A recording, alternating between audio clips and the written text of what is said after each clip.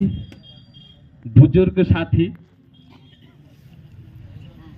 आज का जो कार्यक्रम भूरी बुजुर्ग में किया गया, इस कार्यक्रम को करने के लिए जिस प्रकार से युवाओं ने उत्साह दिखाया और कार्यक्रम का आयोजन को रोकने का उत्साह यहाँ की पुलिस ने दिखाया, तो साथियों, जिस प्रकार से मेरे पूर्व वक्ताओं ने कहा कि कहीं न कहीं आदिवासी के ऊपर अन्याय, अत्याचार, लूट, दमन और उसी के साथ में आदिवासियों को संवैधानिक अधिकार नहीं देना और उनके संवैधानिक अधिकारों का अपमान करने का काम यहाँ का शासन प्रशासन करता। जिस प्रकार से हमारे मध्य प्रदेश में अभी दिसंबर महीने में मध्य प्रदेश सरकार पेशा का नियम बनाकर यहां लागू किया, लेकिन बड़े दुख के साथ ये भी कहना पड़ता है कि मध्य प्रदेश में 23% आदिवासी है और 23% आदिवासी का जो इलाका है, उस इलाके में पेशा कानून केंद्र सरकार ने 1996 में लागू कर दिया और मध्य प्रदेश सरकार जो है अभी जो है उसका नियम बना रही और नियम भी जो है तोड़ कर जो है बनाया है। जिस प्रकार से कानून में आदिवासियों के अधिकार है, उसी अधिकार को तोड़ मरोड़ कर जो है मध्य प्रदेश सरकार ने नियम बनाया।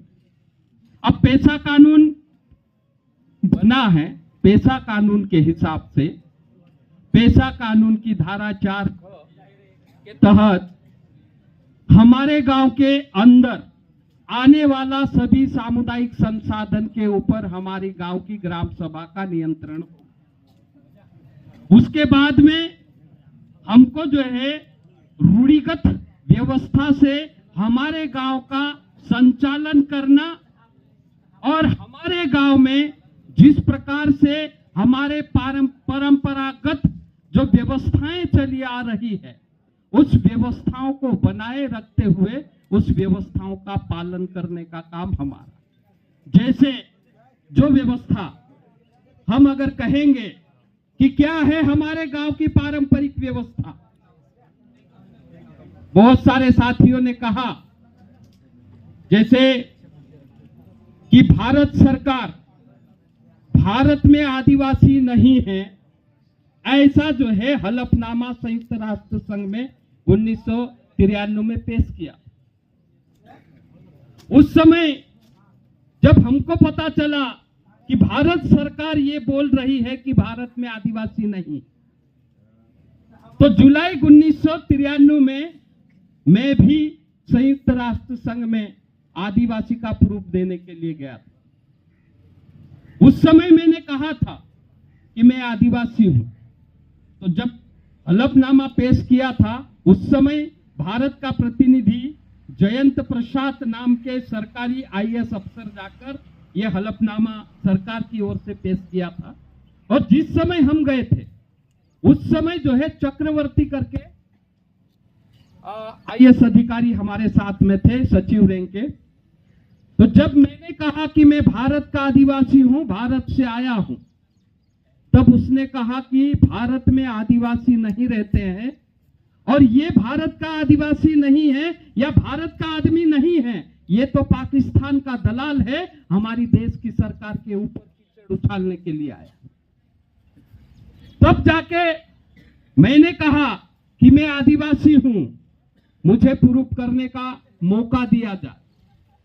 तब जो है अध्यक्ष ने कहा कि ठीक है, आप प्रूफ करके दिखाओ कि आप भारत के हो और आदिवासी। तब मैंने जिस प्रकार से हमारे यहाँ एसडीएम प्रमाण पत्र बना के देते हैं जाति और मूल निवासी, तो वो जाति और मूल निवासी का प्रमाण पत्र मैंने अध्यक्ष महोदय को दिया।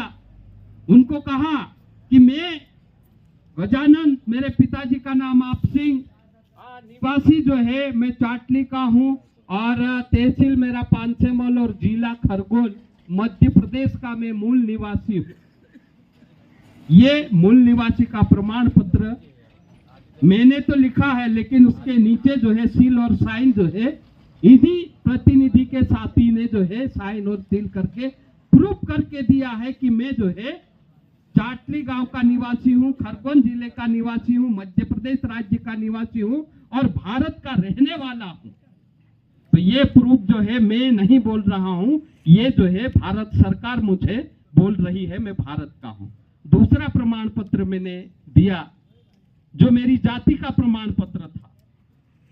मेरा नाम गजानन प्रताप सिंह, जाति बारेला, उपजाति जाति आदिवासी, उपजाति बारेला, निवासी यहाँ के, वो प्रमाण पत्र पेश।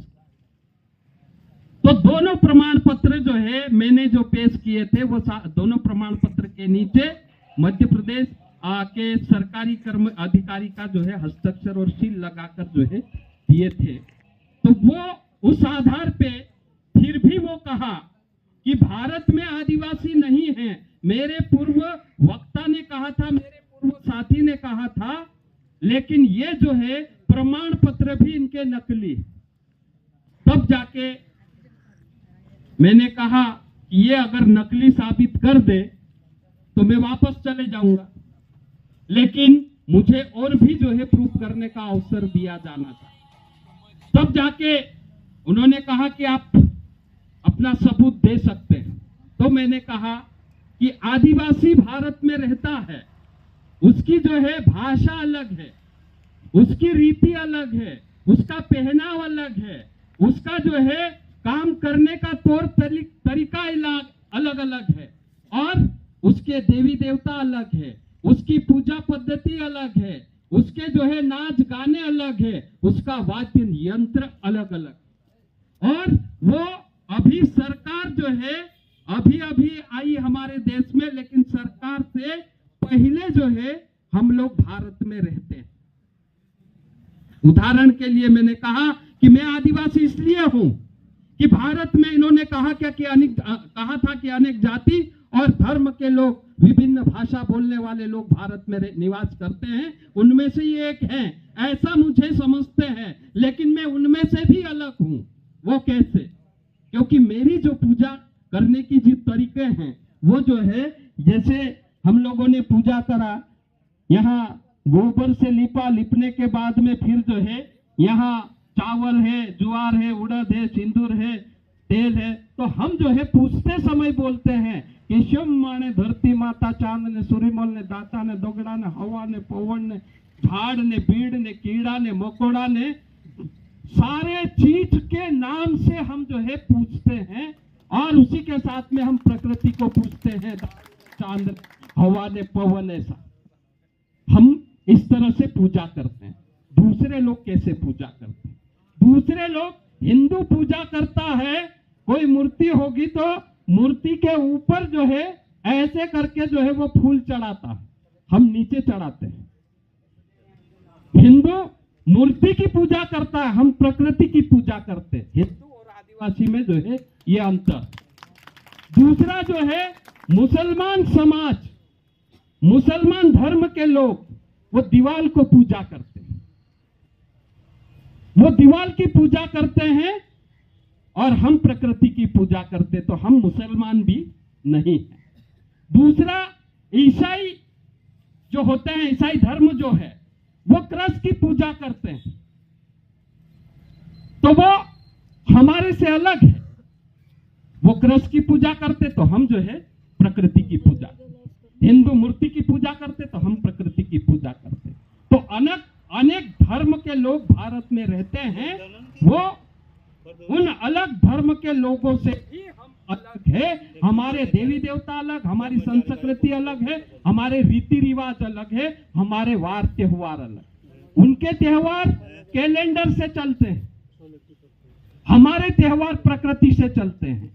प्रकृति में जब भी पानी गिरेगा, फसल उगेगी, उगने के बाद में चारा जानवर खाने लायक हो जाएगा तो हमारी न्योथी पूजा होती।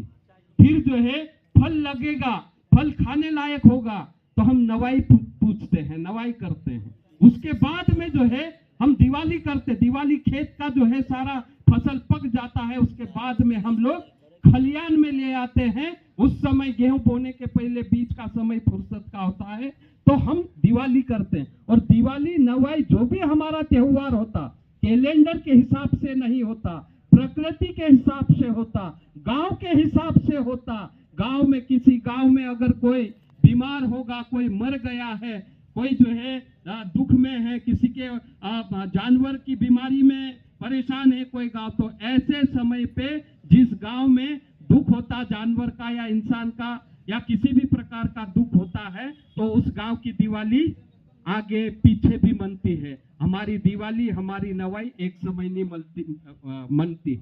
लेकिन दूसरों का, हिंदू का फिक्स त्योहार है, मुसलमान का फिक्स त्योहार है, ईसाई का फिक्स त्योहार है, और वो त्योहार जो है अंग्रेजी कैलेंडर के हिसाब से चलते हैं और हम कैलेंडर के अलग से हमारे वार त्योहार चलते हैं।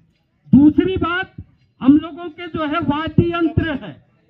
हमारे वाद्य यंत्र जो है, हम ढोल बजाते हैं, मांदल बजाते हैं, कुंडी बजाते हैं, थाली बजाते हैं, ढोलिया बजते हैं, फेफारिया बजता, उनका जो है बैंड बाजा बजता। तो उनका बैंड बाजा, हमारे जो है वाद्य यंत्र और उनके वाद्य यंत्र में अंतर है।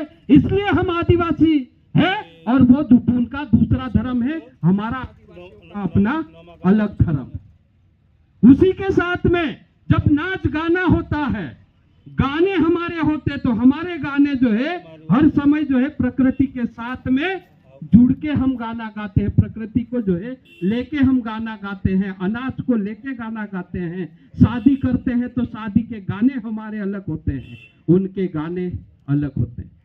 हमारा नाच अलग होता है, उनका नाच अलग होता है। उनका नाच बैंड बाजा बजता है, तो शादी में एक लड़का या लड़की कोई फिल्मी दुनिया का गाना गाते हैं और फिर बाद में एक लड़का या एक लड़की जो है हीरो की या हीरोइन की स्टाइल में डांस करते हैं। और हमारे यहाँ क्या होता है कि जब कोई किसी की शादी होती है, तब जो है ढोल बजता, मांदल बजता, ढुलिया बजते, फेफारिया बजता, थाली बजती, कुंडी बजती। तो नाचने के लिए काका नाचता, बाबा नाचता, दादा नाचता, दादी नाचती, नानी नाचती, नाना नाचता और भतीजा नाचता, भाई नाचता, सब नाचने वाले रहते, देखने वाला कोई नहीं रहता। तो ये अंतर जो है उनमें और हमारे में है, इसलिए हम आदिवासी हैं और वो गैर